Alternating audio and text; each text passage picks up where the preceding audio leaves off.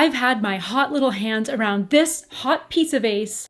All right, that's a little too much, but I've had my hands on the all-new iPhone 15 Pro for a couple of weeks now, and do I think it's worth it?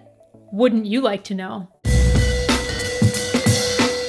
Hey friends, I'm Tasia Custode, and here's what I think of iPhone 15 Pro 2 weeks later, including whether or not I think you should upgrade. And yes, we will be running through the best iPhone 15 Pro camera features too. Let's start by talking about the external build of iPhone 15 Pro. We've got that new titanium design. The one I have is in black titanium, and I really like it, though I'm a case girl through and through because, well, I take care of my very expensive possessions, but we'll talk more about the case a little later on. Apple really touted this new titanium build on the Pro lineup as a much lighter phone. And on paper, it is lighter, weighing about 6.6 ounces, whereas the iPhone 14 Pro is 7.27 ounces. But I upgraded from an 11 Pro, and guess what? It's not really run home and tell your mom it's so much lighter. I thought I was losing it because everyone was talking about how much lighter this new build is. And then I Googled it. And wouldn't you know, iPhone 11 Pro is about 6.63 ounces compared to iPhone 15 Pro's 6.6 ounces. So no wonder I can't feel much of a difference. It's literally fractional. And I don't tell you this to nitpick, but just so you know, if you're being sold on this whole lightness thing and you're upgrading from an 11 Pro or 12 Pro, you're not really going to feel much of a difference in weight. But I digress because in the new build, Apple has gone back to more rounded edges, or I guess I should say a softer bezeled edge than the last few models. Overall, it's a really pretty device that feels nice in my hand. It definitely doesn't feel as bulky as my 11 Pro did. Now, in terms of the screen, this is a 6.1-inch Super Retina XDR display, and yes, I have a screen protector on it. This is the first time I've actually ever added a screen protector. But you live and learn, and I'll let you know how long my screen protector actually lasts. Now, we can't talk about build quality without talking about the all-new Action button. The Action button is only for the Pro models on this release, so iPhone 15 Pro and Pro Max. This has replaced the Ring silent switch. I was a little nervous that I'd accidentally press the button when the phone is in my purse or pocket, but so far, 2 weeks in, that has not happened yet to me, knock on wood. I do still have my Action button set as the Ring silent function, but the real purpose of the Action button is to customize it for whatever useful action you want. To customize it, you can head to your settings and either search for or tap on Action button. You'll swipe to choose the action you want to use, like focus, camera, flashlight, voice memo, a shortcut magnifier, and so on. Once you select an action, you'll be able to select from additional actions from a list of options if it's available for that particular action.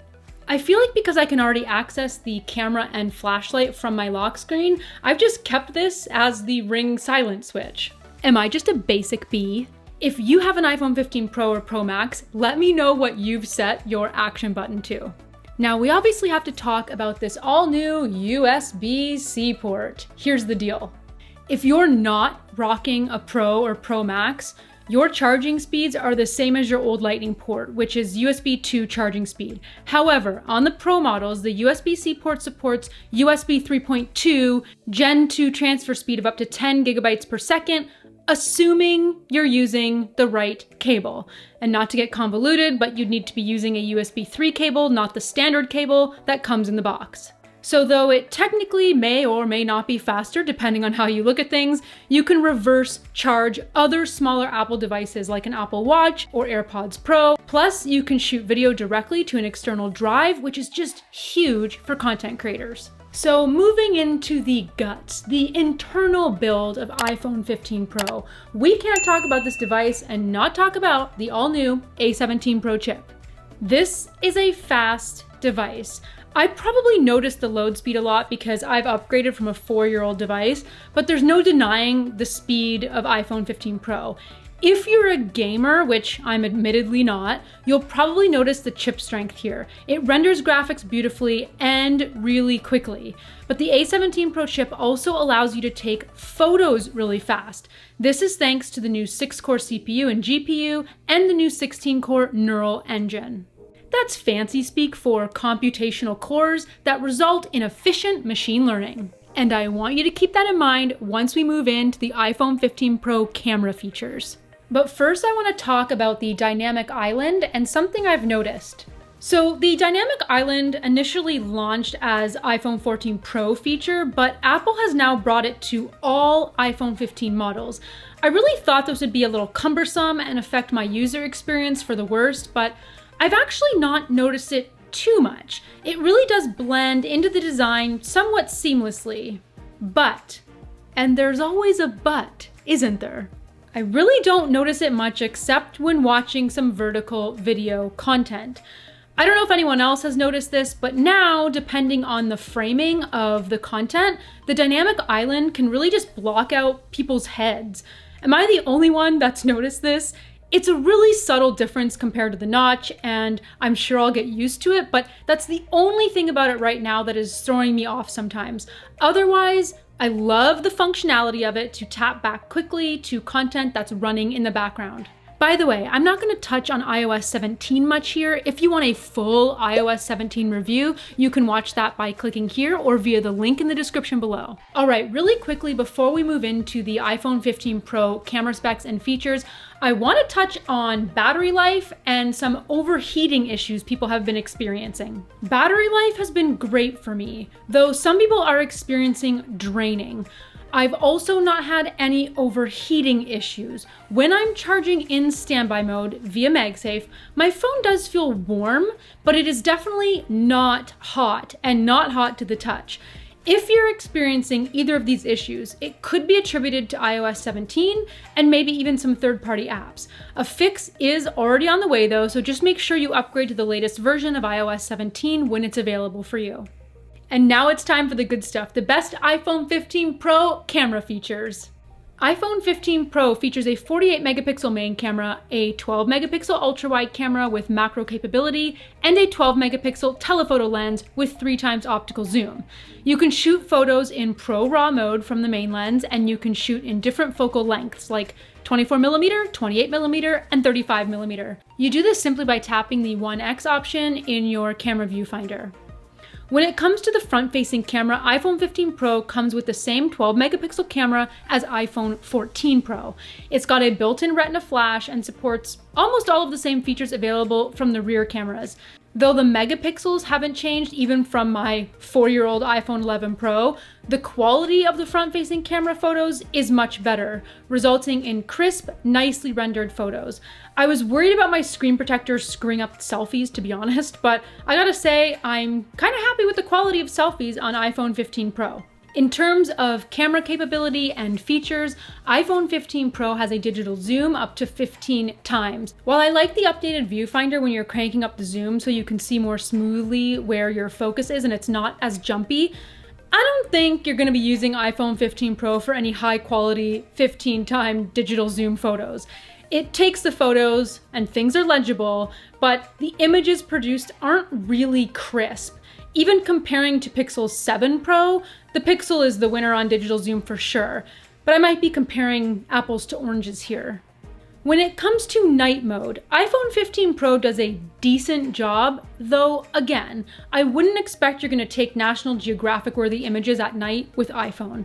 I'm very much a point and shoot person. I don't like messing around in the settings, and night mode does well in some instances where there's kind of ambient lighting, but it kind of fails in other instances. So in this image of Poppy, as an example, she's sitting under a yellow streetlight at night, and it really struggled to capture her well, to be honest. But then these pictures of our Halloween decorations turned out much better with some ambient lighting from the house. So I think this would do better with maybe a city skyline photo, or say a city street at dusk could look really nice, but don't depend on it, if that makes any sense. In the small testing I've done in panorama mode, it seems easier to keep the arrow on the line than before, and I'm going to assume that's got something to do with the A17 Pro chip capabilities, but it does render out really nice pano shots. I've also been happy with macro mode, which kicks on automatically when you get close to a subject. I'm quite happy with the details it's managed to render out. Autofocus is also quite fast thanks to the A17 Pro chip. But the real winner chicken dinner is the ability to set a regular photo as a portrait photo after the photo's been taken. So from a regular photo, tap on portrait near the top left, then tap portrait to instantly transform your images into a portrait photo. I love this. This can also happen while you're taking an image of a person or pet as well, by the way. In regular camera mode, when iPhone recognizes a person or pet, a little F will appear on screen. Simply tap that to snap a portrait shot. And yes, you can adjust this from portrait to non-portrait afterwards in your photos, or adjust the depth as well. The F will also appear on screen if you tap to focus on a subject. This tells iPhone when you're trying to focus on something specific, which, where it gets even cooler, is that if you didn't focus properly, you can go back into the photo after and hit edit to start adjusting your depth. Then tap the image to where you'd like the focus reset to. Yes, please, this is Google level computational photography and I am here for it.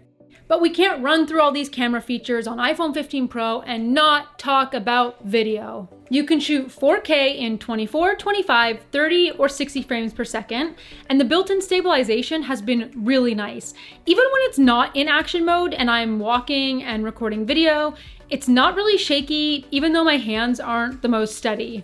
I feel like iPhone has always done a really great job when it comes to video, so I'm not surprised. I'm just really enjoying the video on my iPhone 15 Pro. In cinematic mode, you can shoot up to 4K HDR at 30 frames per second. Action mode is up to 2.8K at 60 frames per second. Plus, beyond HDR video recording, there is ProRes video recording and log video recording. I will be the first to say, I don't have a need to record log footage, which is typically used to help preserve details in darker shadows and overblown lights. You color correct it and color grade it in post, and I just don't really use my device that way. But here's another quick tip before we part ways. Something I strongly recommend doing is heading into your camera settings and changing your defaults for photo and video to suit your preferences. So for me, I prefer the slow-mo video default to be 1080p HD at 120 frames per second. But you can also adjust your main camera settings here too, and even change your default lens, which is really nice. Something else I mentioned off the top is that I have the all-new fine woven case from Apple. This is actually the first time I've ever purchased an Apple case, believe it or not. I usually buy third-party cases. So this one is the black fine woven case. And a lot of people said how easily this scratches or pills, but for me, at least 2 weeks in, it's all good, scratch-free, and not pilled at all.